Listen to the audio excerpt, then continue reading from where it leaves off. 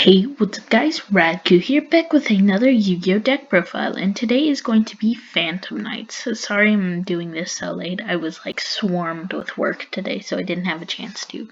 But today is going to be Phantom Knights. This deck is really cool because it's very splashable. It's kind of compressed.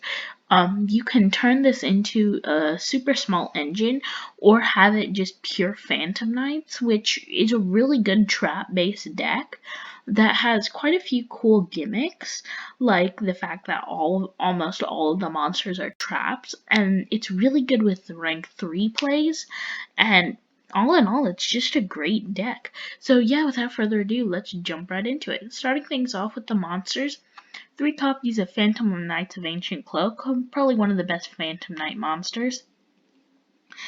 If this card is in attack position, you can target one dark monster on the field, change it to defense position, and if you do, that card gains 800 attack until the end of your opponent's turn. You can banish this card from your graveyard, add one Phantom Knight card from your deck to your hand, except Ancient Cloak. So the thing is, almost all your spell and trap cards are the Phantom Knights cards. So some of them, like Sword and Fogblade, are not the Phantom Knight cards. They're Phantom Knight cards, which means they can't be searched with it.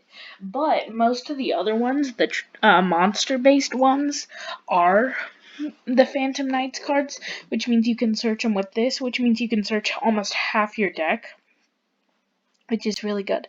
Then I play 3 copies, another poster boy of the deck, Silent Boots. If you control a Phantom Knights monster, you can special summon this card from your hand.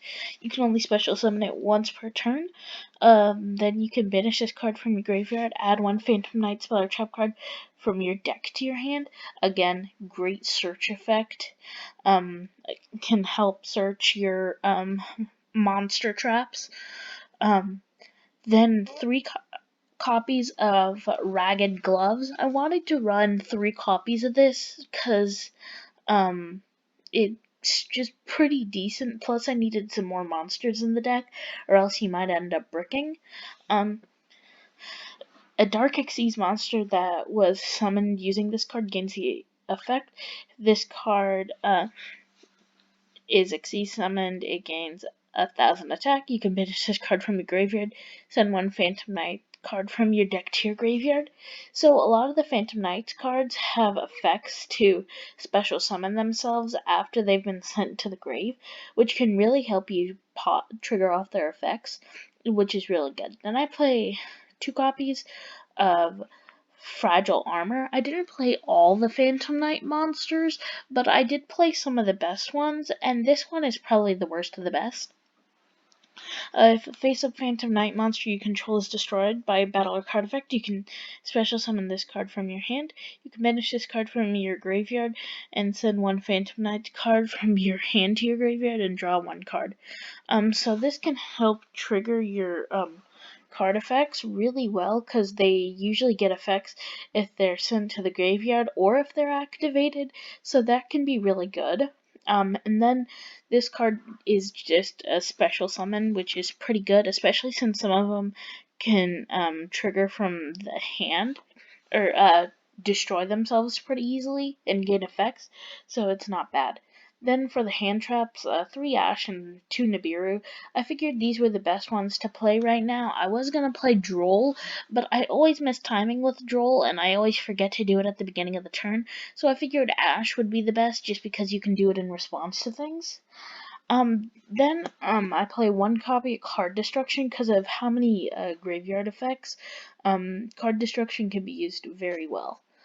2 copies of Phantom Knights of Rank Up Magic, or Phantom Knights Rank Up Magic Launch. This card used to be banned, or either banned or limited for the longest time, but now it's completely unlimited. Pretty sure there was like Super Broken Combo with it. But this is basically like a singular rank up magic card with a renewal effect, which can help you go from like a Dante or a Break Sword into your Dark Rebellion, or like pretty much any of your rank 4s. You don't really need to use it, but it's definitely a good tech option. Then I play 2 copies of Super Poly. I wanted to play this because I needed a spot holder that had spell speed 4 effects. So I decided, since all of them are dark, I can pretty effectively use Starving Venom. So even if you do end up bricking by drawing Super Poly, you can still use the effects pretty well because all of them are dark monsters. Then I play 3 copies of Fogblade. Probably one of the best cards. It's like a Fiendish Chain, but better. Basically, it can't activate its effects.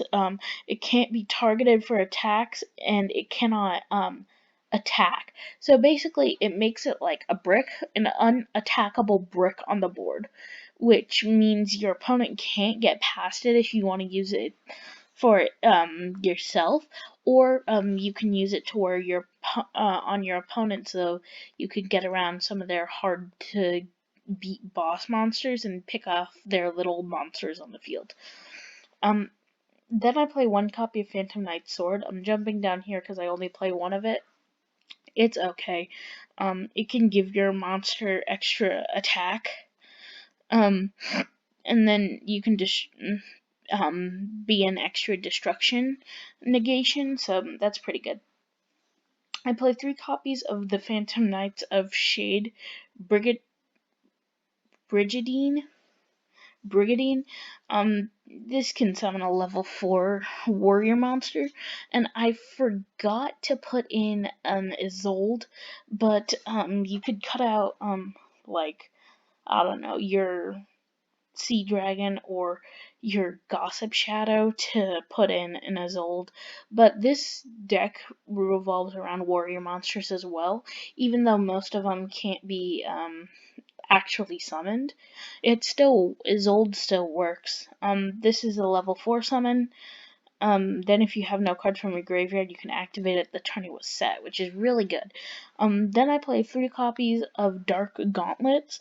This is also a level 4, but you can banish it when it leaves the field. Or it's kind of renewal. Send 1 Phantom Knight spell or trap card from your deck to the graveyard, and then when an opponent's monster declares an attack while you control no cards and this card is in your graveyard, special summon this card. So this can be a free special summon. It is a banish, so you can actually send another copy of this to the graveyard, because this can send anything from your deck to the graveyard, not just the Phantom Knights cards. Which means you can send like Fogblade, but I doubt you'd actually do that. But Dark Gauntlets is pretty good. It's kind of like a graveyard battle fader. Kind of just gains you more advantage. Plus, it stays on the field. But you could use it for extra link plays. So, not extra link plays, but more link plays. Then I play 3 copies of Mistclaws. Most people don't use this, but I kind of like it. Target one of your banished Phantom Knight monsters, add it to your hand. When your opponent declares an attack while this card is in your graveyard, target 1 level 4 or lower the Phantom Knights monster in your graveyard. Special summon that monster, and if you do, special summon this card. This can be a 1-card 1-card XC summon because it gains the level. So if you summon like a Fragile Armor or even an Ancient Cloak, you can go into a Dante or a Dark Rebellion or even a Abyss Dweller, which can really help you further your plays some more. Then I play 2 copies of Phantom Knights of Shadow Veil. This can summon a level 4 monster. Plus, when your opponent declares a direct attack, special summon this card in defense mode from the graveyard. So this deck can renew from the graveyard a lot. Plus, there are decks like Altergeist, which can bait your opponent into destroying your cards. Which I was thinking about putting the Abyss Actor field spell in this deck, but I just didn't really know. But that could actually work because it negates all your opponent's effects and turns them into destroy 1 set spell or trap card, which can trigger these cards' effects really, really well. Then I play 2 copies of Wrong Magnet Ring. I'm just use this for link plays. I don't play any rank 2s because I didn't play enough level 2s and I didn't feel the need to play any more level 2s. So yeah, that kind of works. Then I played 2 copies of Needlebug Nest. Pretty cheap card, plus pretty good. It can just mill 5 cards from the top of your deck. Similar to any of um the Lightsworn monsters, which I'm pretty sure this card used to be used in Lightsworns. So it's pretty good. So yeah, that's it for the main deck. I'd say it's a pretty solid main deck. If not, you wanna put in more options to get your cards to the graveyard, like Foolish Burial Goods or something. But definitely pretty solid. You have cards like Card Destruction to help supplement your trap cards, and if need be, you can just set them and use their normal effects, and then trigger their graveyard effects later. So going into the extra deck, 1 copy of Rusty Bardiche. This card is really good. Like it's completely broken. It just got released off the ban list last format, and pretty sure it's gonna get banned sometime soon. During the main phase, you can send 1 Phantom Knights monster from your deck to the graveyard, and then set 1 Phantom Knights spell or trap directly from your deck. Then if a Dark Xyz monster is special summoned to a zone this card points to, you can target 1 card on the field, destroy it. So free destruction, plus the big thing is that you can set a Fog Blade directly from your deck, which Fog Blade is a great interruption to go against almost any deck, which can really help your plays. Then I play 1 copy of Cherubini. Monsters this card points to cannot be destroyed by card effect. If this card would be destroyed by battle or an opponent's card effect, you can send 1 other card you control to the graveyard instead. So this can help pop your other cards. You can send 1 level 3 monster from your deck to the graveyard, then target 1 Burning Abyss monster on the field. It gains attack. Um, so what you can do is actually use its effect on itself to then just for free send a Phantom Knights monster from your deck to your graveyard, which can definitely help your plays. Plus, on top of that, this card has a decent effect, almost as good as Bardiche to me, and it's almost as generic. Plus, it's easier to summon considering that it needs 2 um, uh, things. But the problem is it requires 2 level 3 monsters. It's almost like an Xyz monster, and that's kind of what they were going for. And it's kind of cool, but it's a little bit difficult to summon in general. This deck can do it fairly easily, but even then, like most of them are level 4 traps, so it can make it a bit difficult. But with cards like Mistclaw, you can do it almost instantly. 3 copies of Phantom Knights Breaksword. This is probably the most generic Phantom Knights card. Once per turn, you can detach 1 Xyz material from this card, then target 1 card. You control 1 card your opponent controls, destroy them. If this Xyz card is destroyed, you can target 2 the Phantom Knights monsters with the same level in your graveyard, special summon them and increase their level by 1. Also, you cannot special summon monsters except for dark monsters for the rest of the turn. So you can actually spam this ability to kind of clear your opponent's board. Then you can um, go into even higher plays with Dark Rebellion or Requiem, which can definitely be really good. Probably one of the best um, Phantom Knights monsters. 2 copies of Dante, just for its mill effect to send cards from the top of the deck to the grave, which almost all your cards in your deck gain a huge advantage if you send them to the grave. The only ones that don't are Needlebug, and this row right here, and that one, plus your extra Phantom Knights cards.